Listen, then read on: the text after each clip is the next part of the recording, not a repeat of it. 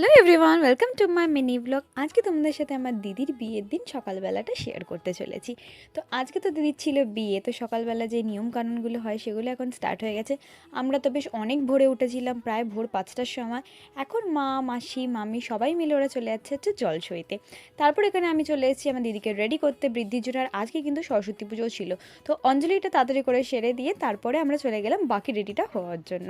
তো এখানে আমার দিদিকে ফুল রেডি করে দিয়েছিলাম, আর এই লুকগুলো তো আমি আগে থেকে ভেবে রেখেছিলাম যে ওকে কী কী লুক করব।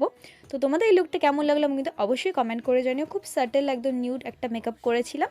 এবার আমি রেডি হয়ে চলে যাচ্ছি হচ্ছে দিদি যেখানে ফটোশ্যুট হচ্ছে সেখানে যাওয়ার জন্য। গিয়ে আমরাও কিছু ফটো তুলে নিলাম, আর দিদি ওখানে অনেক পোজ দিয়ে অনেক ফটো তুলে নিচ্ছে। তারপরে বাড়ি এসে দেখলাম যে সবাই মিলে তত্ত্ব নিয়ে এবার ছেলের বাড়িতে যাবে।